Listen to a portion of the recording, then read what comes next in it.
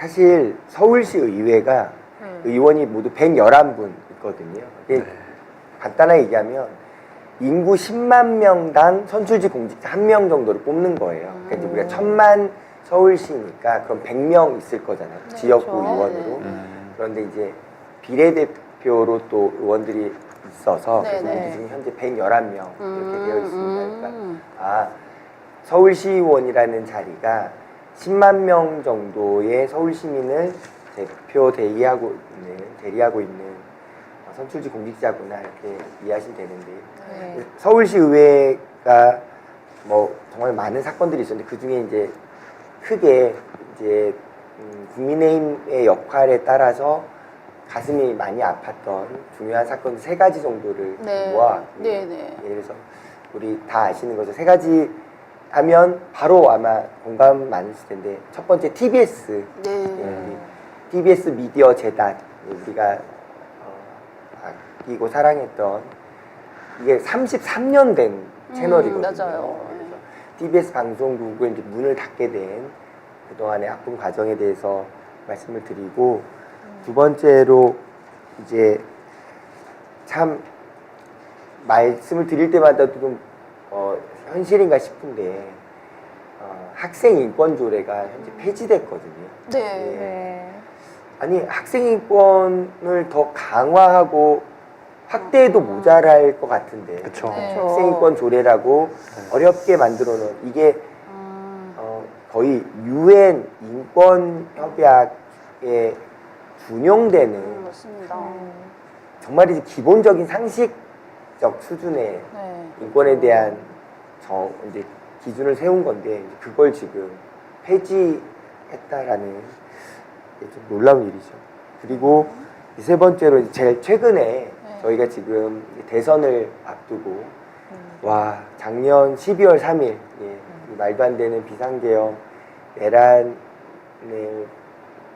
이제 어떻게 해서든 이겨내고자 정말 많은 우리 주권자들을 우리 국민의 희생과 헌신이 많았잖아요. 네. 그 와중에 서울시의회는 올해 5월 달에 마땅히 진행되었어야 할 서울시 시정 질문, 서울시 시정에 대한 네네. 가장 중요한 시간이 우리 국회에서는 대정부 질문이고 그쵸. 서울시의회에서는 서울시 시니까 네, 시정 질문? 시정 네. 질문인데 시정 질문 자체를 없애버렸어요. 오, 너무한 거 아니에요? 네, 많은 분들이 모르시는데 이건 진짜 너무 충격적인 그거 거의 입을 막는 거잖아요, 시정 예. 질문. 그렇죠. 네. 국정조사 안 한다면 어떻게 해요? 시정조사도 관련된 중요한데. TBS 방송 문제 학생인권 조례 폐지 그리고 네. 시정 질문이 중단된 이 네. 사건에 대해서 설명을 좀 드리겠습니다. 네, 3가지 주제로 오늘 말씀을 강의로 해 주실 건데요. 자료 간단하게 준비되어 있으니까요. 자료 띄워달라고 말씀해 주시면 저희가 그때그때 띄워드리겠습니다. 네. 예, 바로 강의하실 네. 텐가요? 아이고 시작해 주시죠. 영광입니다. 네. 예. 자, 이 방송을 보고 계시는 대한민국 5,200만 주권자 여러분, 특히 서울의 소리 애청자 주권자 여러분, 이 시간을 통해서 이렇게 인사를 드리고 내용을 설명할 수 있는 기회를 갖게 돼서 가슴이 약간 벅차오릅니다. 자료 화면도 준비가 되어 있으니까요. 첫 번째, 아까 말씀드렸던 것처럼 우리 사랑했던 권력에 쓰러진 TBS, 우리 손으로 다시 공영방송의 길을 열자. 저게 2025년 4월 20일 기사. 네. 네. 오마이뉴스 기사죠? 예, 네. 이제 언론노조 TBS 지부와 또 언론계 시민사회 진영 모두가 모여가지고 공영방송 정상화 선언을 발표했는데 네.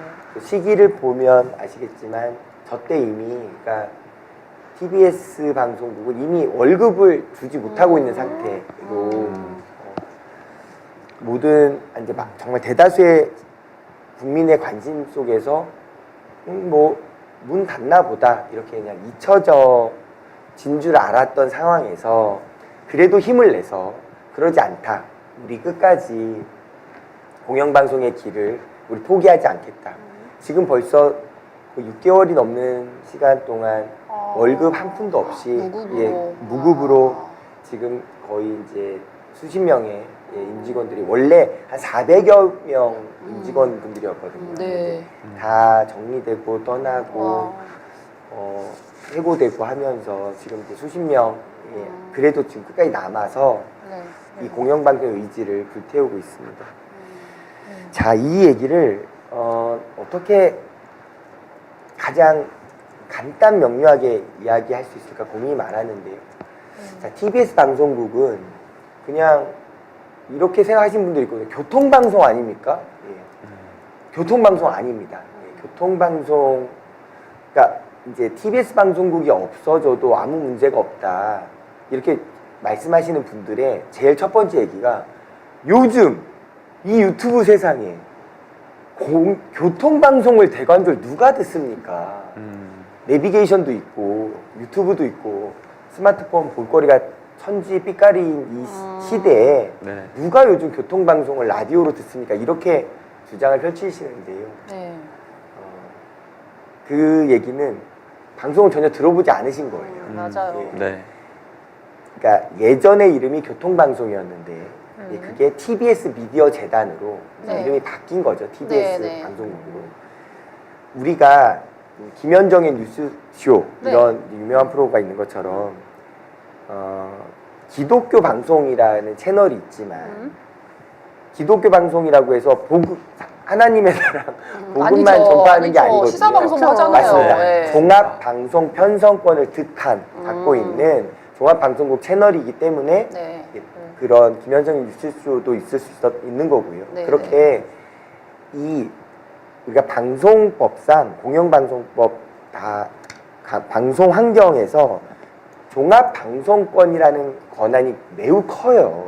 이걸 얻는 것은 하늘에 뚝 떨어진 게 아니라 네. 그걸 잘할 수 있다라는 과정과 환경이 증명이 돼야 허가를 받을 수 있는 거거든요. 그렇죠. 그렇죠. 그러니까 종합방송권을 득했다는 것은 그동안에 정말로 많은 노력으로 비록 시작은 교통방송이었지만 네. 종합 미디어 채널로 성장할 수 있었던 무려 33년 된 시민 참여형 지역 공영방송이라는 맞습니다. 이게 전 세계적 네. 이 방송사에서도 유례가 없는 네. 굉장히 귀한 옥동자예요. 네. 아, 옥동 아들, 딸 이렇게 할까요? 갑자기 옥동자가 나와가지고 아니 일단. 저도 그 시민 참여형 방송이라는 게 공감이 가는 게요. 저도 마을 미디어 활동가여서 그때 이제 기자회견 때 주민 발언하는 운동할 때 같이 이제 만나 뵀는데요. 그 시민 참여형으로 저희도 마을 미디어에서 한 1년 좀 넘게 맞습니다. 그 시민 참여형 라디오 우리 동네 라디오라고 했었거든요. 그러니까 TBS 방송국이 대관절 무슨 의미가 있다는 거냐? 방송국 볼거리 천지 넘치는데. 네. 자, 방송은 민간 영역에 그냥 상업 방송이 있고 공영 방송이 있잖아요. 공영 방송이란 뜻은 말 그대로 돈으로 이렇게 좌지우지 되지 않고 공공성을 목표로 해서 이제 국민의 세금이 쓰여서 자본이나 권력에 영향받지 않는 정농지피라는 방송을 하자, 이게 네. 공영방송의 의미인 거잖아요. 네, 네. 그래서 우리나라도 이제 KBS를 공영방송이라고 하고 MBC를 준 공영방송이라고 하는 거죠. 이제 SBS는 상업방송 영역인 그렇죠, 거죠. 그렇죠. 아, 이해가 다 되는 거죠. 그런데 TBS 미디어 재단은 시민 참여형 지역 공영방송이라는 아주 특별한 성격인 거예요. 맞아요. 뭐냐면 서울시의 방송이니까 지역 공영방송이라는 거는 서울 시민의 세금이 들어가서 서울시의 공공성을 지키는 또 확대 강화하는 방송이겠구나는 이해가 되는 거죠. 지역 공영방송이라는 개념이 있는 거죠. 주체가 서울시니까. 네네. 그런데 그 앞에 시민 참여형이라는 단서를 붙여놓은 거예요. 그렇죠. 그 얘기는 무슨 얘기냐면 다른 어떤 방송 채널에서도 찾아보기 힘든 실제 1000만 명 가까운 서울 시민의 삶이 서울 시민의 주체적인 참여로 말 그대로 시민들이 참여해서 네. 이 지역 공영방송의 가치를 방송국과 시민이 그리고 서울시가 함께 완성해 보겠다라는 네네. 매우 숭고한 목표를 실천하고 있었던 거거든요. 네. 많은 분들이 잘 모르시는데 재밌게도 이 교통방송은 왜 생겼냐? 네. 서울 올림픽 때문에. 어? 88 올림픽 때문에 생긴 거예요. 진짜요? 예, 그러니까 오. 88 올림픽을 한번 치러봤더니 네. 네. 그때 이제 막 무려 차량 2부제까지 진행하면서 오, 맞아. 이제 교통 혼잡 없는, 그래서 오로지 이 외국인 선수들 그리고 이 모든 참가자들이 쾌적하고 오로지 올림픽에 집중해야 할 수 있는 환경을 만들고자 정말 서울시는 물론이고 네. 국가적인 총력 지원이 있었거든요. 오. 근데 이제 그런 걸 하려다 보니까 지금 강남은 막히니까요 강북으로 좀 돌아가세요 이런 말을 누가 좀 하면 좋겠는데 그래서 생긴 거예요? 그런 와. 기능이 전혀 없었던 거예요. 오. 그래서 이제 서울올림픽을 마치고 바로 90년에 들어와서 1990년에 네. 이제 뭐 이런 교통 흐름이나 네. 아니면 여름의 홍수나 뭐 재난 네. 그런 국가적 모두가 급히 알아야 되고 네. 대비하고 대응할 수 있는 방송 채널이 필요하다. 그래서 이 공중파라는 지상파 같은 영역에서 활동하는 원래는 방송을 담당하는 서울시 사업소로 출발한 거예요. 그렇게 마치 우리가 민방위 훈련할 때 사이렌이 나오고 방송이 나오는 네. 것처럼 어떤 긴급한 상황을 1000만 명이 살고 있는 이 중요한 수도 서울에서 최소한의 공공성을 담보로 한 전파 채널이 있어야 된다라는 가치가 인정받아서 시작된 것이 네. 33년의 세월을 거치면서 우와. 마침내 종합방송법까지 가게 된 거죠. 종편. 예, 그렇게 된 네, 건데 그렇게 이게 이제 됐군요. 예. 교통방송은 아니었구나 얘기 드렸습니다. 그런데 지난번 2022년 3년 전에 네. 지방선거에서 말씀드린 것처럼 네. 이제 박원순 서울시장님 시절에는 민주당 서울시 의회가 압도적 다수였었어요. 세 번 선거를 네, 치르는데 그렇죠. 네. 항상 서울시 의회는 민주당이 다수였는데 이제 오세훈 시장이 들어오면서 여야가 바뀌는 거죠. 그래서 이제 70%를 차지한 국민의힘 서울시 의회가 되고 네네. 30% 민주당으로 이제 확 축소가 돼서 아까 말씀드린 것처럼 이 30%의 의석수로는 표대결을 하면 어떤 영향도 미칠 수 없기 때문에, 그러니까 70% 이미 거의 3분의 2 가까이 과반을 확보한 상태이기 때문에 네. 그냥 국민의힘 의원들끼리 알아서 의사결정을 하면 그 결과가 되는 네네. 그런 구도인 거거든요. 네. 자, 이런 상황이 됐는데 그런 7대3의 구조가 만들어진 2022년 6월 1일 날 있었던 네. 지방선거 결과가 나오자마자 7월 1일부터 2022년 7월 1일부터 제11대 서울시 의회가 네. 이제 시작이 되는데 네네. 네. 시작하자마자 1호 조례를 들고 온 것이 뭐였어요? 국민의힘 의원들 전체가 발의한 네. TBS 방송국 폐지 조례예요. 그 1호가 그거였어요? 맞습니다. 야, 처음부터 아주 예. 작정하고. 근데 그 논리가 너무 황당한 것이요. 네. 논리가 너무 심플해요. 우리는 김어준 보고 싶지 않다. 아니 빈대 잡으려고 초과상관 다 그렇죠. 태운 그러니까 격이잖아요. 왜 저 털복숭이 인간이 왜 인기가 있는 거냐? 왜 저 털복숭이 저 보기 싫은 외모와 듣기 싫은 목소리, 저 약간 민주당을 좌지우지하는 정신적 지주이자 괴수 같은 저 사람이 왜 공공 채널에, 공영방송 채널에 프로그램을 얻어가지고 무려 5년간이나 청취율 1위를 기록하거든요. 기록이, 그러니까 날마다 기록이었던 거죠. 맞아요. 그러니까 이 현실을 우린 절대 인정할 수 없다. 자, 제가 드리고 싶은 말씀은 이겁니다. 그런 정서적인 반응은 네. 뭐 할 수 있죠. 느낄 수 있죠.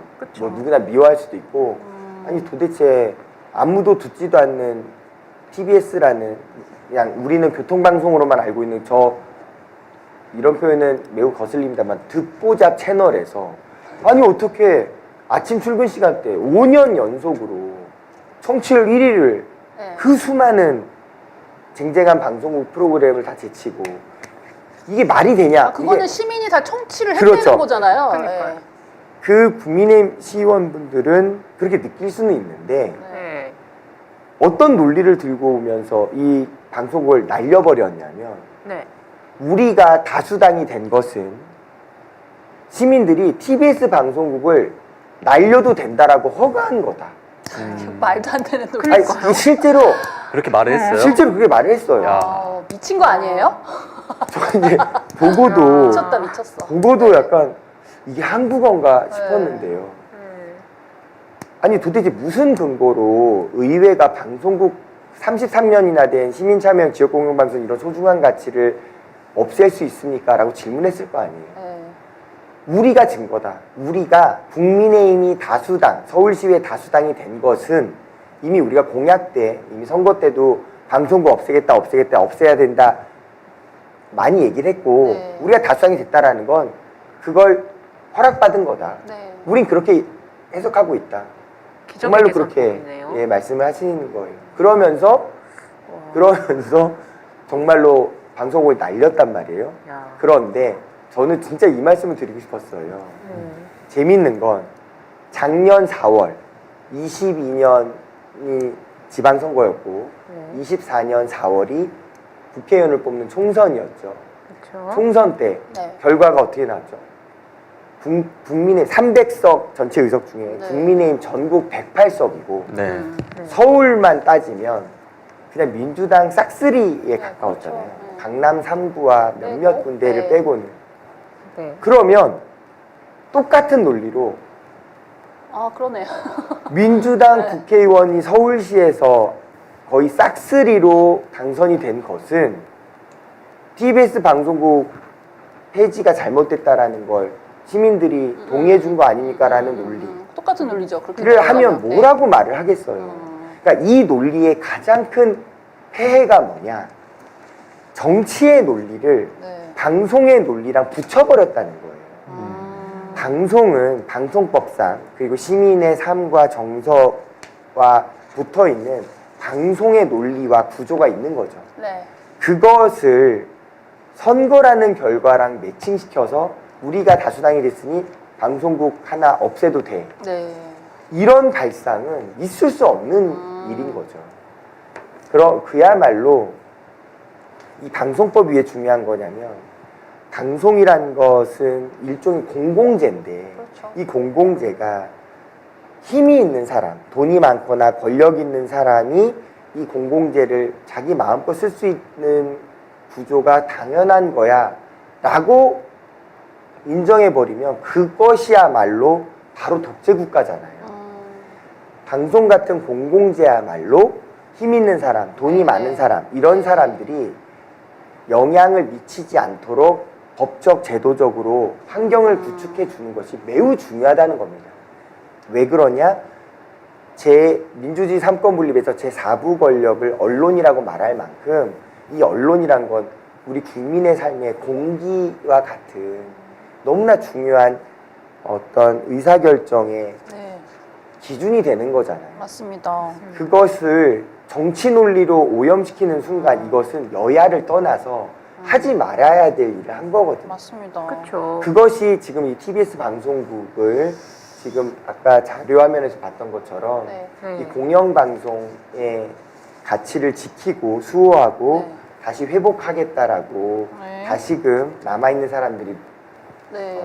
힘을 내는 이유인 것이고요. 맞습니다. 이것은 서울의 소리 지금 이 방송을 보시는 주권자분들 모두가 다 동의하시겠지만 똑같은 논리로 민주당이 다수당이 됐다고 해서 민주당 일변의 방송을 하는 것은 네. 당연하다 이렇게 말하면 안 되는 거죠. 네. 너무나 상식적인 얘기인 것이 같습니다. 맞습니다. 그러니까 자신들의 입맛에 맞지 않다고 그 5년 연속 시청률 청취율 1위였던 그 방송을 개인 그 진행자가 마음에 안 들어서 맞습니다. 그 사람을 자르기 위해서 한 방송사를 날려버렸다는 거는 이건 정말 시민을 무시한 처사라고 볼 수밖에 그럼요. 없는데요. 맞습니다. 그러니까 제가 이거 이제 너무 지금도 늘 서늘하게 기억이 되는데 이제 이걸 최초로 표결안을 붙였을 때 네. 이런 쟁점 있는 표결은 찬반 토론을 할 수가 있어요. 각각 20분씩. 제가 이제 네. 정말 반대 토론 20분 동안 네. 제가 정말 피를 토하는 심정으로 저 봤어요. 예, 네. 말씀을 드렸었는데 네. 그때 제가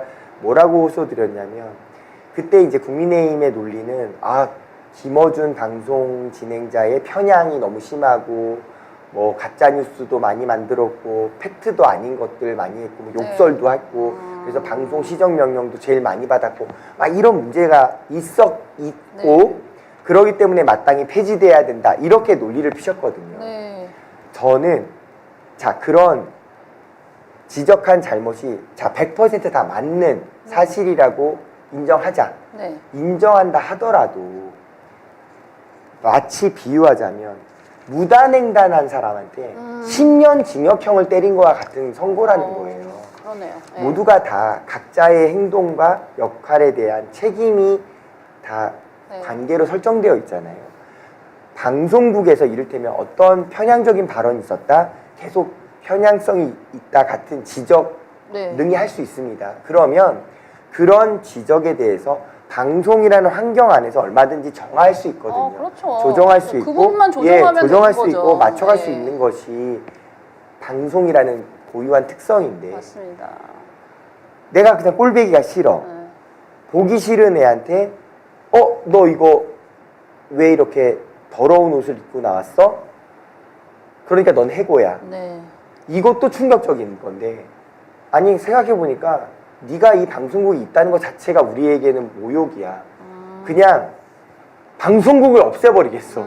이렇게 논리를 비약시킨 거거든요. 그러니까 예를 들어서 공감하기 쉽게 만약에 MBC, KBS 뭐 다른 방송에서 뭐 3사 방송에서 어떤 탐사 보도가 거슬린다. 그럼 그 탐사 보도만 없애면 되는 거죠. 근데 그 탐사 보도의 진행자나 그 아이템이나 이런 것들이 마음에 안 들다고 MBC를 폭파시키진 않잖아요. 그렇죠. 네. 그 이제 김어준 씨가 했던 아주 유명한 말이 있는데요. 그분이 엄청 이제 유쾌하고 되게 쿨한 분이잖아요. 쿨한 분이라는 이제 용어를 쓰고 싶진 않았는데, 자 이분이 이렇게 얘기를 해요. 그래 맞다, 나 편향적이다. 그러나 내가 그 편향성을 갖기까지의 과정은 그 누구보다 공정했다. 네. 이렇게 말을 남기거든요. 이게 무슨 의미냐면 저는 엄청난 우리 사회가 꼭 가져가야 될 네. 정신 하나가 들어있다고 생각이 드는데요. 우리는 어떤 사건이든 의사결정을 할 수 있고 네. 거기에 따른 감정들을 가질 수 있는데 네. 그 감정을 나는 빨간색을 좋아한다, 나는 파란색을 좋아한다, 그 결과 자체는 모두가 모두에게 열려 있는 거죠. 누구나 다 네네네. 자기 생각과 판단을 가질 수가 있는데 네. 네. 나는 왜 빨간색인데 너는 왜 파란색이니? 라는 다툼, 무지개색 7개 중에 왜 남색이 제일 예쁜 색 아니에요? 같은 논쟁은 무의미하잖아요. 왜냐하면 그건 그냥 선호의 문제이기 때문에. 네네. 그런데 그런 결과값을 갖기까지에 얼마나 공정하고 치열한 검증 과정을 거쳐가면서 네. 나에게 옳고 그름의 판단의 영역에서 이 결정을 내렸느냐는 아주 중요한 거거든요. 다시 얘기해서 집에 강도가 들어왔는데 강도가 들어왔다라는 명백한 잘못을 강도가 들어왔으니까 저 사람 처벌해야 됩니다라고 요구하는 이 판단을 너는 왜 강도랑 우리 가족이랑 차별 대우하니? 같은 논리를 들이대면서 너는 편향적이다. 너는 왜 강도를 미워하니? 너는 왜 이렇게 편향적으로 말하니? 라고 말하면 기가 막힌 일인 거잖아요. 그쵸. 그러니까 사실과 객관을 혼용해서는 안 되는 거죠. 네. 저는 지금 이제 국민의힘에서 TBS 방송국을 날렸던 진짜 가장 노골적인 그리고 솔직한 속마음은 네. 저 김어준이라는 사람이 5년 연속 청취율 1위를 하고 네. 그 사람이 공영방송 채널에서 네. 인기 있는 프로그램을 운영한다는 것 자체를 너무 보기 싫어했던 거고 그것을 어떻게든 그 사람은 방송을 못하게 여러 시도를 했었으나 그런 것이 번번이 무산되자 아예 방송국을 날려버리는 그야말로 폭거를 저지른 일이 된 거고요. 오세훈 서울시장은 정말 전두환 신군부 시절에 딱 한 번 TBS 이제 방송국 통폐합, 그 동아방송에서 이제 KBS와 통합했던 그야말로 방송 통폐합이라는 네, 네. 아픈 과거가 있잖아요. 네. 그 뒤로 누구도 그런 시도를 하지 않았던 거잖아요. 맞아요. 그런데 네. 뭐 본인이 뭐 원했던 원하지 않았던 명백한 결과로서 네. 오세훈 서울시장 시절에 네. 재임 기간 동안 33년 된 시민참여형 지역공영방송국 네. 하나를 문 닫겠다라는 건 굉장히 이거는 언론 탄압이고 네, 전 세계적인 네, 유례가 없을 것 같고요. 비극이죠. 네. 그러니까 이번에 이제 6.3 이제 대선이 치러지잖아요. 그래서 이제 좀 정권이 이제 재창출되고 하면은 그 공영방송 지금 이제 굉장히 지금 아쉬운 상황이고 직원이 지금 뭐 아까 얘기하신 게 한 90명 남아 계시다고 그랬는데요. 저는 이제 TBS가 다시 살아나야 된다고 보고요. 다시 살아날 거라고 생각을 합니다. 그래서 이 시점에서 그 우리가 이제 TBS가 이제 폐관되는 과정이 어떻게 정치적으로 탄압됐는지 그거를 오늘 뭐 중요한 거를 짚어주신 것 같아요. 그래서 그거는 이제 나중에 TBS가 이제 다시 어떤 과정을 거쳐서 다시 살아나는가에 대해서 나중에 또 한 번 또 나와 주셔서 말씀해 주시면 좋을 것 같고 두 번째 주제 예. 또 넘어가 주시면 예, 네 그 좋겠습니다. 예. 이 학생인권 조례는 네. UN 아동인권 협약도 마찬가지고요. 세계 인권 협약이 있잖아요. 네. 너무나 보편적인 상식을 담고 있어요. 생각해 봅시다. 학교라는 이 작은 사회에서 선생님도 있고 학생도 있고 교직원도 있는데요.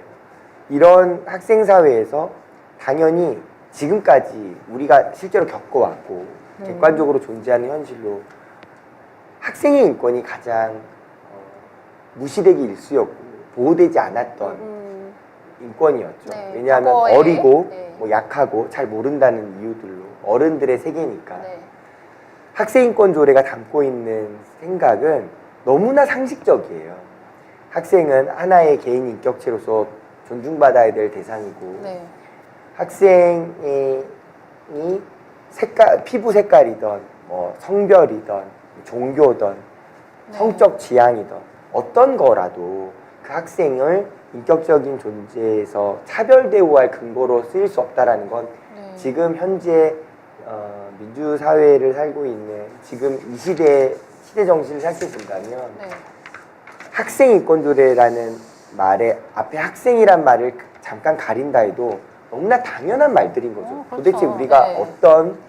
어떤 사람의 피부 색깔로 혹은 그 사람의 성별로 나이로 뭐든 노골적인 차별과 차등을 명백히 할 수 있겠습니까? 네. 이제 그런 수준의 너무나 상식적인 내용의 인권 조례인데요.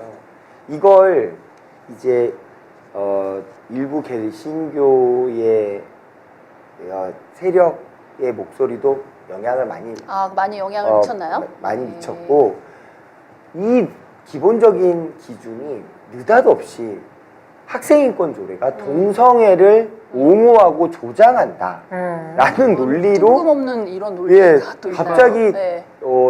청천벽력 같은 사안으로 성격이 바뀌게 되는데요. 그래서 저희가 도대체 이 문제가 어떻게 나온 걸까 얼마나 열심히 찾아봤겠습니까? 네. 학생인권 조례가 도대체 무슨 근거로 동성애를 조장하고 옹호하고 있냐 근거를 살펴봤더니 이 한 문장 때문이었어요. 학생은 성적 지향이나 네. 임신, 출산 등의 사유로 차별받아서는 안 된다라는 조항 때문이에요. 아니 당연한 그게 이야기. 어떻게 동성애를 옹호하고 조장하는 겁니까? 너무 당연한 그러니까요. 예. 네. 근데 이제 이런 거죠. 그러니까 말하자면 성적 지향으로 학생을 차별해서는 안 된다 같은 그 상식적인 표현이 그러니까 내가 남자가 남자를 좋아하든 여자가 여자를 좋아하든 그게 동성애라는 건데, 동성을 좋아하는 건데, 네. 동성애에 대해서 아무런 제재나 의견을 학교는 두지 않는다라고 선언한 것이니 이거야말로 동성애 해도 우린 상관없어. 너희들 자유야. 마음대로 해. 라고 학생들을 가르치고 있는 거다. 이렇게 설명을 하시는 거예요. 그러면서 임신 출산을 조장한다. 너무 황당하잖아요. 임신 출산을 조장한다라는 근거가 뭐냐? 임신하거나 출산했던 학생이 있다면 차별해서는 안 된다라는 그 문구 하나인 거예요. 그럼 저는 정말 너무 되묻고 싶은 게 학생이 다니고 있는 학생이 임신을 했다고 하면 그럼 그 학생을 차별해야 되겠습니까? 너는 임신을 했으니 수학 수업을 듣지만 안 돼. 너는 임신을 했으니 이걸 하면 안 돼. 너는 임신했으니 배식을 하면 그러니까 그거는 너무 말이 안 되는 얘기인 거잖아요. 그러니까 그쵸. 지극히 당연한 우리 저기 위대생 화났어요 지금. 네, 인간으로서 인격체로서 사회적 존재로서 존중받아야 마땅하다라는 보편적인 기준을 가지고 네. 어떻게 그걸 왜곡하고 비틀어서 현재 학생인권 조례는 동성애를 조장하고 학생의 임신 출산을 조장하고 옹호하고 있다라고 해석을 하면서 논리를 앞세워 문제가 많다. 그 가장 그 핵심적인 그 반대 논리가 그거였던 거예요? 예, 그러니까 동성애와 임신 출산에 대해서는 그 문구였고요. 네.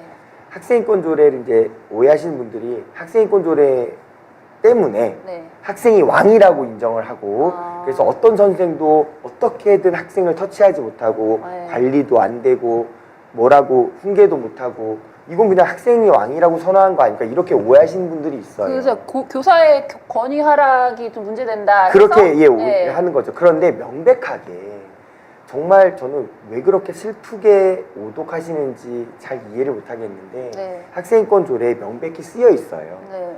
학생 인권이 소중한 만큼 학교 사회를 구성하고 있는 교사의 인권도 마땅히 존중돼야 되고 그렇죠. 네. 그러니까 거기에 뭐라고 써 있냐면 학생은 나의 인권만이 아니라 네. 다른 학생의 인권 그리고 선생님의 인권도 그쵸, 그쵸. 당연히 존중되고 존중받아야 한다라는 명백한 규정으로 쓰여 있거든요. 그렇죠. 상호 상호 동등하게 동등한 거죠. 인권이 맞습니다. 동등하게 내가 소중한 지위를 만큼 줘야죠. 당신도 인권에 소중하다라는 대한. 네. 쓰여 있는 내용인데 이것을 학생인권조례라는 말을 오독해서 네.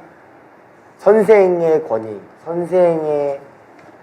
선생으로서의 모든 권위 같은 건 아예 정말 개무시되면서 학생들이 핸드폰을 사용하던 무슨 수업에 방해를 하던 전혀 교사로서 학생을 지도 관리할 수 없는 상태로 이 학생인권 조례가 만들었다. 네. 이런 논리를 피면서 급기야 폐지한 건데요. 아. 여기 정말 결정적인 네. 반박할 논문이 있어요. 실제로 우리나라 17개 광역단체가 있죠. 네, 시도단체가 있는데요. 이 17개 광역단체가 다 이제 교육감을 직선제로 네네네. 각자 뽑고 네. 소위 말하는 세간의 말로 진보교육감도 있고 보수교육감도 있거든요. 네. 그렇죠?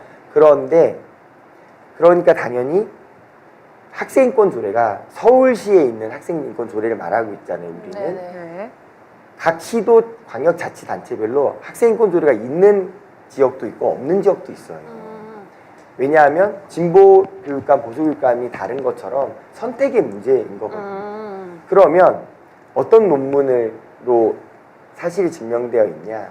학생인권 조례를 채택한 지역이 네네. 학생에게 거의 방종 수준의 자유를 퍼다 주었으니 학생인권 조례가 보장된, 적용되는 지역에 학교의 사건, 사고가 혹은 교사 권위에 도전하는 이런 특정할 수 있는 사건들이 훨씬 많아야 논리적인 거예요. 그렇죠. 네. 근데 진실은 뭐냐? 학생인권 조례가 적용된 지역이 되려 더 적어요. 교사에 대한 도전, 교사에 대한 폭언, 무시 같은 학생적인, 교사 같은 사건 사고의 비율이 더 적어요. 그러니까 이런 명백한 증거가 있음에도 불구하고 힘으로 밀어붙이고 예, 여러 다른 세력과 압박하면서 급기야 학생인권 조례가 폐지돼서 지금은 이제 지금에 있던 기존 조례안은 폐지되고 새로 조례안을 만들겠다. 네. 그런 상태. 근데 좀 진짜 무놀린 게 논문 자체에서 근거를 다 댔는데도 불구하고 네 그렇게 폐지했다는 거는 진짜 이거 정말 이해할 수가 그러니까 애당초 네. 그것은 뭘 저는 방증한다고 보냐면 교사의 인권 같은 건 후순위고요. 동성애와 임신 출산 같은 이 문제를 가장 중요시 생각했던 것 같아요. 네. 그런데 상식적으로 어떤 학교, 어떤 학생인권 조례를 적용하는 지역에서 사람을 차별하면 안 된다라는 말을 할 뿐이지 네. 동성애 하십시오 혹은 학생 여러분 마음껏 임신 출산하십시오 같은 네. 논리를 펼 수가 있겠습니까? 맞습니다. 그러니까요. 믿을 수 그리고 없는 의원님 그 최근에 이제 서울시 인권위원회 그 의원님도 서울시 인권위원이시잖아요. 시의원 중에 당연직 한 명 몫이 있는데요. 아. 그게 제가 뽑히게 돼서 오, 아 그러시군요. 한 20명 구성돼 있는데요. 네네. 그 중에 제가 이제 서울시 인권위원으로 네. 있습니다. 네, 여기에서 좀 같이 연계해서 최근에 그 내란숙의 윤석열의 변호를 담당하고 있는 배보윤 도태우 사퇴해야 된다 이런 얘기가 예. 있는데 예. 그 사람들이 서울시 인권위원장과 위원으로 맞습니다. 좀 활동하고 있어요. 좀 어이가 없는데 이것도 예. 잠깐만 그러면은 맞습니다. 설명을 짧게 좀 설명을 해주세요. 네. 드리면 사실 자료 좀 보시고 가실까요? 아 그럴까요? 이 자료를 또 준비했죠. 네. 예. 저 이제 위원장님이나 네. 저 도위원님이나 다 변호사시거든요. 네. 그래서 이제 배보윤 위원장님 같은 경우는 굉장히 저명한 헌법학자시기도 하세요. 네. 그런데 이제 문제는 제가 제기했던 문제는 이런 겁니다. 아니 언뜻 생각하면 지금의 국가인권위원회가 그런 모습을 보이고 있는데 아니 인권위원회라고 하면 설사 살인범, 연쇄살인마라도 인권이 있는 것은 마땅한 일이고 그런 인권을 지키는 인권의 최후의 보루여야 하므로 윤석열 대통령 방어권이 있다, 윤석열 대통령도 인권이 있다 이런 말은 네. 당연히 그쵸, 인권위로서 해야 될 말 네. 아닙니까? 라고 언뜻 이해할 수 있거든요. 생각할 수 있는데요. 네. 이게 핵심은 이겁니다. 왜 인권위원회에서 서울시 인권위원회도 마찬가지고 국가인권위원회도 마찬가지고 이번 비상계엄 네. 우리가 내란이라고 말하는 네네. 이 비상계엄에 대해서 이런 분명한 원칙을 적용할 수밖에 없는 거냐면 네네. 스스로 형용모순을 하고 있기 때문이에요. 무슨 형용모순이냐면 네. 비상계엄이라는 이 계엄이라는 성질이 네. 가장 반인권적인 당연하죠. 모습이에요. 네, 그렇죠. 왜 그러냐? 네. 계엄이라는 게 어떤 뜻이냐면 국가가 전쟁이나 전시사변에 준하는 그런 비상 상황일 때 군대가 삼권을 다 하겠다는 뜻이거든요. 왜냐하면 지금 막 전쟁이 터지고 천재지변에 거의 나라가 사라질 것 같은 위기에 네. 언제 민주주의 삼권 분립을 논하겠어요. 너무나 비상 상황이고 긴박한 상황이니 네. 힘을 갖고 있는 군대가 총칼을 들고 와서 네. 명백하게 법과 질서를 지키면서 시간과 절차를 간소화해 하면서 어쨌든 이 비상 상황을 이겨내겠다라는 게 계엄의 원래 뜻인 거죠. 그쵸. 그러니 네. 당연히 계엄 상황이란 건 인권 위에 있는 거예요.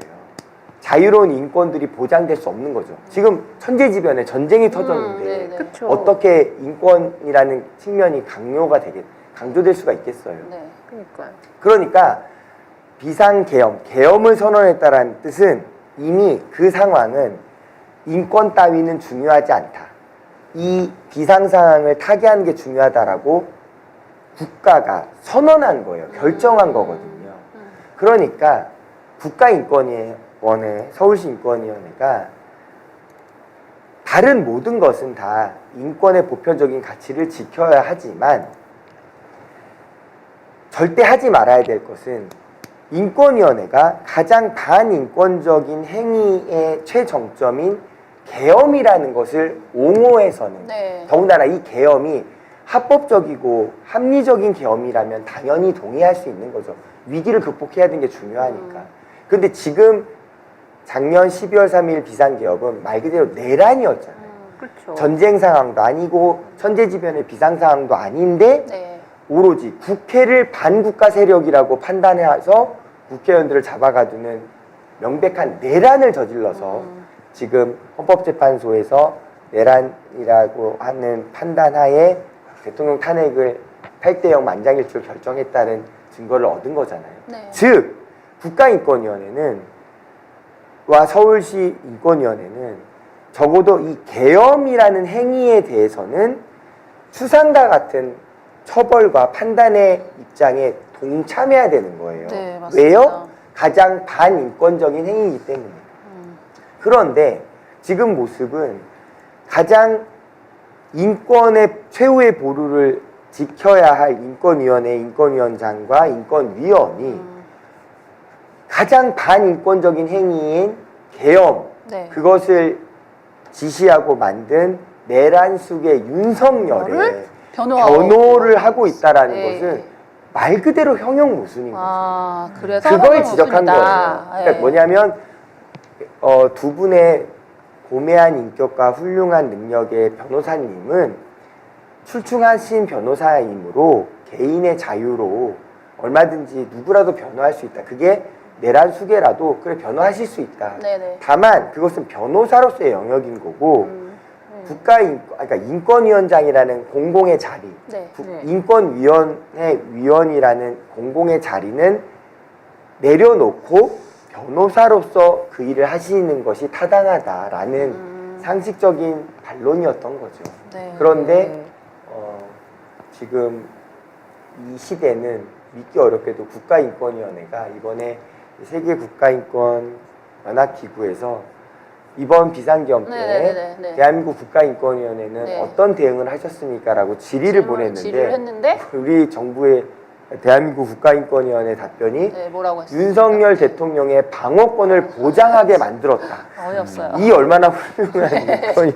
아, 진짜 어이없다. 그래서 이제 제가 이 반박 기사를 이제 성명서를 발표하면서 이렇게 네. 썼습니다. 네.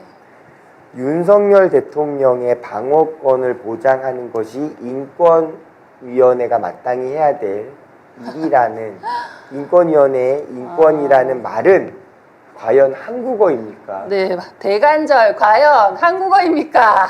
아니 그렇게 되물을 수밖에 없는 거죠. 맞아요. 아니 전 세계 어느 나라가 내란 수계의 인권을 보장해달라고 방어권이라고 합니까? 이거는 진짜 어느 도단이죠. 제가 그러니까요. 비유를 어떻게 드렸냐면은 네. 서울시가 어느 날 서울시의 모든 가게에서 개고기를 근절한다 선언을 해서 네.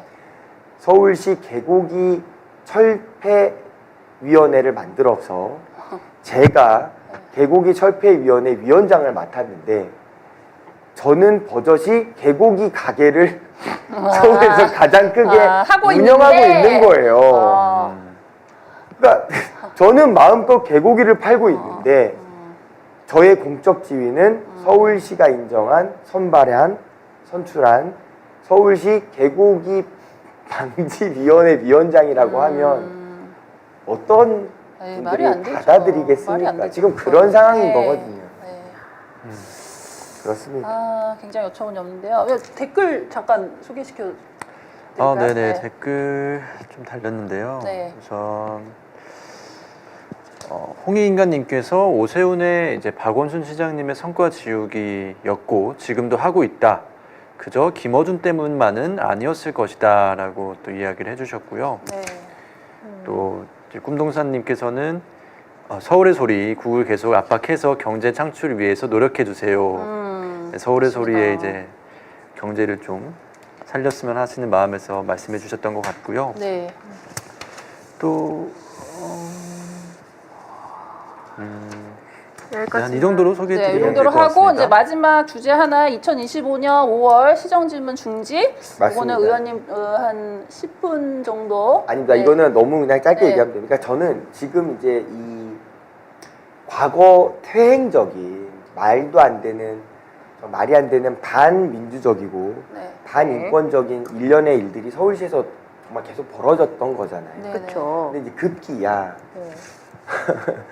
지금이 이제 6월 3일 대선을 앞두고 있으니까 지금 5월이잖아요. 네. 그렇죠. 5월 22일이죠 오늘이. 네. 네.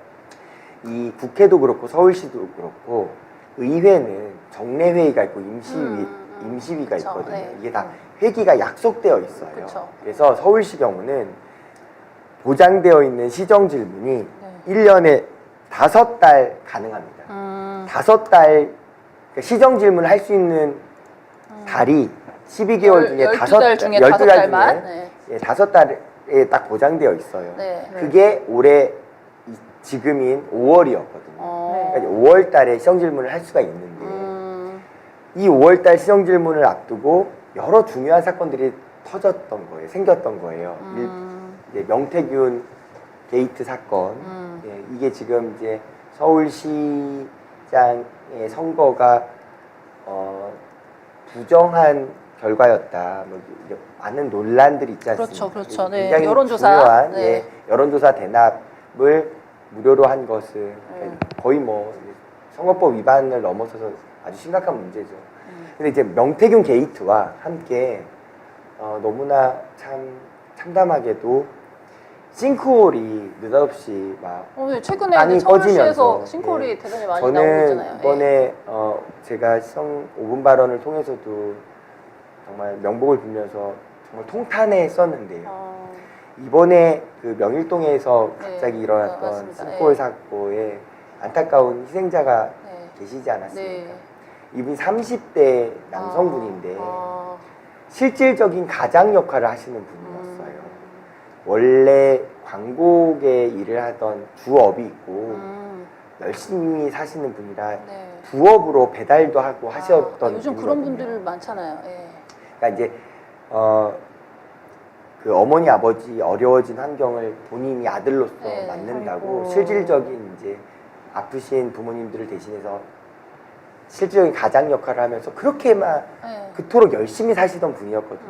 근데 저는 가장 견딜 수 없는 감정이 제가 오늘도 이 서울의 소리에 스쿠터를 타고 왔는데 네. 이게 여기 대놓고 계세요 지금. 운전을 하면서 네. 정말 대관절 어떤 운전자가 그게 차량이든 오토바이든 스쿠터든 자전거든 땅 끝이 꺼져서 내가 죽을 수도 있다라는 걸 생각하면서 운전한 사람이 어디 있겠습니까? 없죠. 그러니까요. 그건 정말 너무나 당연한 보장돼야 될 네. 최소한의 안전인 거잖아요. 그쵸. 내가 가는 도로는 무너지지 않는다라는 거. 네. 그런데 이번에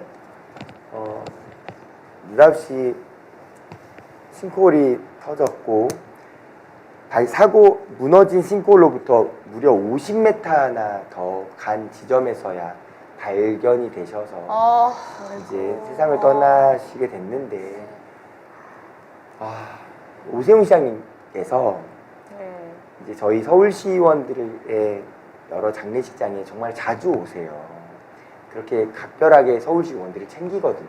네. 그런데 저는 이 싱크홀 사건의 희생자야말로 정말이지 이거는 100% 1000% 무조건 우리 공공의 책임이에요.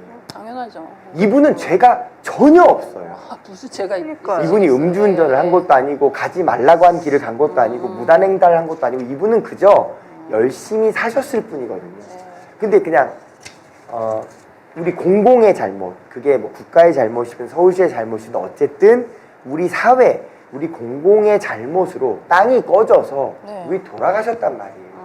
그러면 저는 그렇게 시의원 장례식장에 또 각별히 챙기시는 시장님의 네네. 평소 모습이었고 그토록 약자와의 동행을 강조하시는 시장님이었다면 저는 이런 완전한 공공의 잘못으로 너무나 억울하게 희생된 이 희생자의 최소한 장례식장은 물론 부시장님이 다녀오셨지만 다녀오셨어요? 예, 저는 서울시장님이 직접 가서 네. 그 유가족분들을 정말 위로하셨어야 된다고 생각해요. 아드님은 정말 아무런 죄가 없다. 이건 당연히 가야 되는 거 아닌가요? 무조건 100% 우리 공공의 책임이다. 우리가 어떻게 해서든 몸과 마음을 다하여 네. 우리가 할 수 있는 모든 일을 하겠다라고 서울시정을 대표하는 분이 책임자로서 말씀해 주셨으면 얼마나 아름다웠겠습니까? 그니까요. 안 가셨군요. 네. 예, 이제 다른 일정이 있었겠지만 네. 부시장님이 가셨는데 저는 어쨌든 이 말씀을 드리고 싶습니다. 그러니까 이렇게 과거 퇴행적인 일련의 모습들의 거의 끝판왕격으로 네. 이런 명태균 게이트도 싱크홀 사건도 얼마나 많은 천만 서울 시민 주권자분들이 궁금해하시고 이걸 대리하는 10만 명당 1명꼴로 뽑힌 서울시의원이라는 이 선출직 공직자들이 네. 시민을 대표해서 40분씩 주어지는 시정질문이라는 보장된 공간을 통해서 서울시장님과 시의원이 이 중차대한 문제들에 대해서 정말 머리를 맞대고 해결책을 찾고 네. 우리가 해야 될 사과, 보상, 배상, 네. 대응 이런 모든 것들을 공론화하고 밝혀야 되는 거잖아요. 맞습니다. 그렇죠. 그것이 시정질문의 가장 중요한 뜻이고 네. 좀 극단적으로 얘기하면 선출직 공직자가 해야 될 가장 중요한 일인 거예요. 시장님도 시의원도. 그런데 그런 얘기가 나오는 게 걱정돼서 없앴다라는 말은 절대 안 하십니다만 시정질문을 취소한 사유 설명이 가관이에요. 5월 1일 노동절 날 네. 네. 시정질문을 진행을 하면 네. 관련된 유관된 직원들을 일하게 만든다. 아니, 5월 언제부터 그렇게 1일부터 하면 편의를 되잖아요. 봐줬다고 진짜 어이없네. 5월 2일부터 하면 되잖아요. 그러니까. 와. 그래서 정말 시정질문을 없애버렸어요. 5월 시정질문을. 여기 서울시장은 진짜 문제인 그래서 저희가 이제 게 민주당 마음에 안 들면 다 없애요. 민주당 그러니까요. 의원들이 막 단상을 점거하고 막 정말 몸싸움을 육박전을 강행하면서까지도 이건 정말 말이 안 된다. 시정질문을 왜 안 하냐. 육박전까지 예. 막 하셨어요? 막 의사봉 뺏고 막 이랬거든요. 그래서 시정질문 해야 한다 했는데 네. 그냥 이 70% 되는 국민의힘 의원들로만 표결해서 날치기로 시정질문 해버렸구나. 시정질문을 없애는 이 아이고. 회기 일정을 단축하는 안을 통과시켜 버립니다. 저 정말 그때 진짜 그때부터 제가 소리 지르시려 목이 쉬게 돼요. 그래서 목이 쉬셨구나. 아니 근데 진짜 이건 진짜 문제가 많은 것 같은데요. 그 이태원 참사 같은 경우에도 이 참사는 그 행정의 부실로 일어난 거잖아요. 그쵸. 과거를 봤을 때 행정적인 거를 잘 진행했으면 절대로 그 아까운 청춘들이 그 참사를 겪게 된 일은 없었을 거예요. 그래서 저 시민 한 사람으로서 굉장히 분개하고 앞으로도 이런 거는 계속 개선이 돼야 되는데 저는 그 안에서 굉장히 분개하는 게 뭐냐면 누구도 책임지는 자가 없어요. 아까 선출직이라고 말씀했는데 당연히 이런 참사 그리고 싱크홀이 발견되고 그 무고한 시민이 돌아가셨잖아요. 그렇다면 저는 시장이 당연히 책임지고 사퇴해야 된다고 생각하거든요. 행안부 장관이나 모두 사퇴해야 되거든요. 아무도 사퇴하지 않아요. 네. 저 이제 이 말씀을 끝으로 마무리하겠습니다. 이 이태원 참사가요. 저는 이제 시장님께서 눈물을 흘려가면서 무한 책임을 약속하셨단 말이에요. 그런데 어떤 일이 벌어졌냐? 이태원 참사가 벌어진 그 나자 바로 곧 윤석열, 김건희가 직접 참배를 한 헌화를 한 국가가 세운 공식 분향소가 바로 만들어졌거든요. 네, 알죠. 네. 여러분들이 가보시는 그 서울시청 광장에 서울시청. 원래 있던 서울시청 구 건물, 지금은 도서관, 서울 도서관으로 쓰고 네, 있는 그 네. 건물 네. 정문에 네. 앞에 분향관을 이제 헌화관을 만들었어요. 굉장히 오랜 기간 동안 예. 네, 헌화할 수 있는 국가장을 네, 선언해서 네, 네. 거의 5일 6일을 진행을 그렇죠. 했는데 네. 얼마나 기괴한 장소였냐면 헌화를 해야 되는데 희생자 영정이 하나도 없었어요. 없는 맞아요. 없었어요? 하나도 없는 100% 국화꽃으로만 꽉 채운 정말 기괴한 분양간에 그러니까 도대체 거기서 고개를 숙이고 누구에게 무슨 분양을 한다는 거예요. 그니까요. 그걸 이제 윤석열, 김건희를 시작으로 했단 말이에요. 네. 네. 다 아시겠지만 거의 1년을 넘게 옆에서 만들어 싸우며 견뎠던 이태원 참사 유가족, 희생자 유가족 분들이 세운 분양소가 헌화관이 있죠. 그 분양소가 서울시는 서울시랑 합의되지 않은 불법 분양소다라고 해서 벌금 때리고 어떻게 해서든 이제 분양소를 네. 운영하지 못하도록 막았었는데 네. 그 분양간 위치가요. 유가족의 영정 하나 없었던 그 기괴한 나라가 세운 분양간에서 우측 30m 옆이었어요. 그 분양소, 유가족이 세운 분양소의 위치라는 게 300m, 3km가 아니라 30m 옆이었다고요. 즉 무슨 얘기냐? 국가가 세운 분양간이나 유가족이 세운 분양간이나 거기서 거기였어요.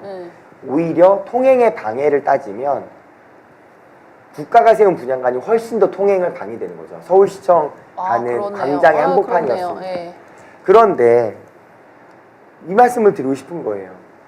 그렇게 눈물을 흘려가며 무한 책임을 약속한 서울시라면 왜 유가족분들과 만나서 아 그렇죠. 그때는 저희가 경황이 없어서 사진도 영정을 못 구해서 어떻게든 급하게 국가꽃으로만 분양가 헌화소를 만들었지만 이제 영정을 다 마련을 하셨으니 네. 그럼 저희가 그 위치 그대로 혹은 30m 옆에 그 위치에 분양소를 짓겠습니다. 운영하겠습니다라고 말하면 되는 일이거든요. 네. 그런데 정말이지 행정편의적으로 아 사전에 저희에게 협의된 적 없어요. 이거는 우리랑 상의하지 않은 유가족이 그냥 불법으로 길을 막고 세운 분양소예요. 라고 매도하고 딱지를 붙이고 벌금을 때리면서 마치 유가족들이 불법을 계속해서 완전히 그거는 본질을 저지르고 있는 호도하고 것처럼 지금 그게 가장 화가 지기현이나 나는 뭐 조이대 그런 일련의 사태에서도 본질은 호도하고 그 절차상의 문제로 그 문제를 그렇게 본질을 흐렸잖아요. 그러니까 저는 똑같은 맥락인 것 같아요. 그러니까 그 희생자 유가족분들의 심정은 단지 단 하나를 원하는 거잖아요. 뭐 우리의 아이가 나의 아이가 헛되이 죽은 게 아니라는 그 사회적 공감 하나를 원하는 거죠. 그런데 그걸 국가가 세운 분양소에 고작 30m 옆에 있던 분양소에다 장소 허가를 내주는 것이 도대체 뭐가 어려운 일입니까? 맞습니다. 그건 아무런 일이 아니거든요. 그런데 정작 책임을 져야 될 사람들이 유가족들이 사전에 우리에게 그 분양소를 거기다 내겠다라고 사전 허락을 득하지 않았다 라는 이유로 그러므로 불법 분양소다라고 매도하고 벌금을 때리고 이 사람들은 불법 도로를 점유한 겁니다. 이거는 누가 와도 벌금을 내릴 수밖에 없는 거예요 라는 논리를 들이대면서 모욕을 주고 상처를 주는 모습이 정말이지 너무 화가 났었어요. 그러니까 자, 이 모든 걸 총합해서 그래서 약자와의 동행이라는 이 아름다운 슬로건을 업자와의 동행으로 만들었다 이런 세간의 비난이 많은데요. 저는 뭐 그렇게까지 말하고 싶진 않은데 이 말씀은 드리고 싶습니다. 이 약자와의 동행이라는 아름다운 슬로건과 시정의 가치가 반영된 이 방향성이 그야말로 구호에 머무르지 않으려면 정말로 약자의 아픔과 슬픔을 같이 공감하고 위로하고 함께 나누는 것이 실천되는 서울 시정이어야 하지 않겠습니까? 맞습니다. 그런 모습을 너무나 기도하고 있다, 희망했었다 말씀을 드립니다. 네.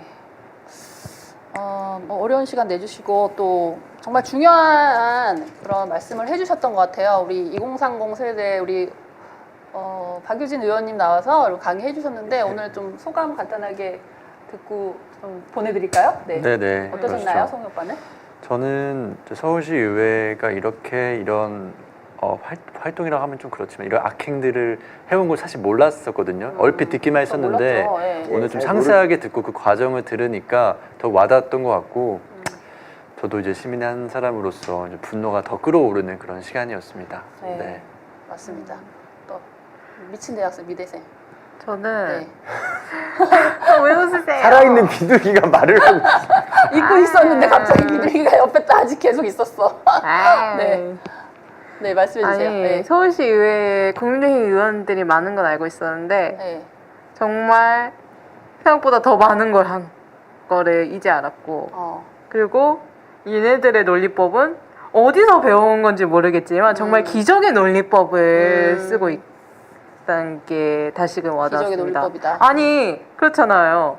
어떻게 학생인권 조례가 동성애 하세요, 임신 하세요 이러는 거예요. 이거는 말도 안 되는 논리죠. 네. 그니까요. 뭐 동성애 할 거면 아예 그냥 보건 시간에 야 동성애가 임신 안 하고 출산도 안 한다. 동성애 해라. 이러는 그게 조례가 있어야 동성애 옹호한다고 할 수 있다고 생각하거든요. 네. 네, 동성애자인 친구가 있는 입장으로서는 굉장히 어이가 제가 없다.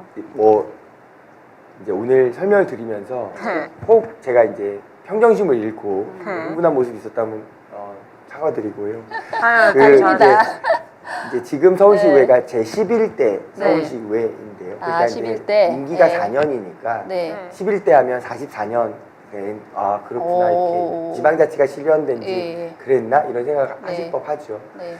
어쨌든 굉장히 긴 시간 동안 쭉 11대를 거쳐서 네. 왔는데요. 네.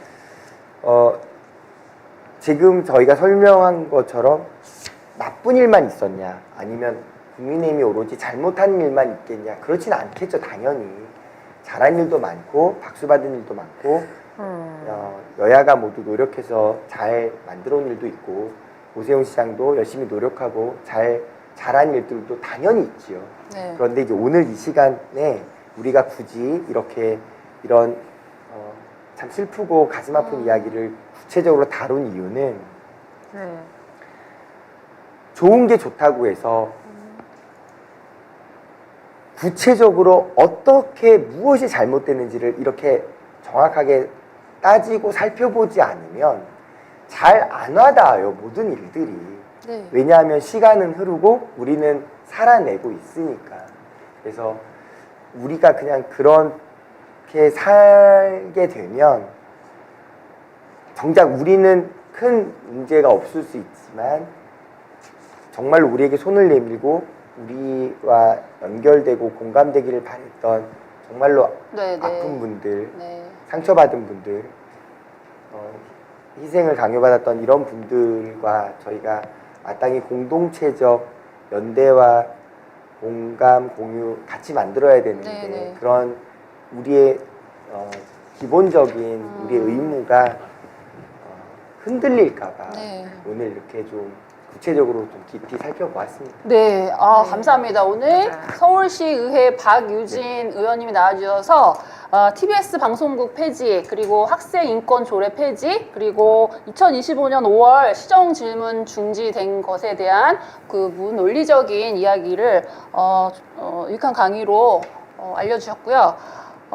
내일 또 일정이 있으셔가지고 저희는 끝까지 붙잡아 드리고 싶은데 내일 또 유세 현장에 가신다고요. 예, 그럼요. 이제 6월 3일 네. 이 진짜 진정한 민주공화정 대한민국의 네. 탄생, 네. 예, 국민 통합 대한민국을 만들어야 하지 않겠습니까? 네, 그쵸. 맞습니다. 저희 이제 만들어야지. 아침 새벽 출근길부터 오. 저녁 퇴근길까지 늘 주권자분들 만나면서 이런 진심을 전하려고 하고 있습니다. 새벽부터 나가시는 거예요? 예, 네. 저뿐만 아니라 많은 선출직 공직자분들이 다 맞습니다. 열심히 하고 있습니다. 참고로 오늘 그 오토바이를 타고 오셨어요. 스쿠터. 스쿠터를 타고 오셨어요. 늦을까봐. 예. 가실 때도 스쿠터 안전운전 하시고요. 네, 다음에도 좀 자주 뵀으면 하는 그 예, 언제든 바람이 불러주십시오. 있습니다. 예, 네. 언제든 불러주십시오. 네. 오늘 대단히 감사하고요. 오늘 너무 감사했습니다. 안녕히 돌아가시고요. 다음에 다시 또 네. 시간 내셔서 저희가 초청 드리면은 네 저기 뭐 이렇게 부정하지 마시고 와주세요. 언제든 네. 불러주십시오. 네, 고맙습니다. 네, 오늘 감사했습니다. 네. 지금까지 고맙습니다. 서울시 박유진 의원님 서울의 소리. 함께했습니다. 힘내십시오. 언제나 응원합니다. 고맙습니다. 네, 안녕히 돌아오세요. 네, 고맙습니다. 네, 감사합니다. 고생 많으셨습니다.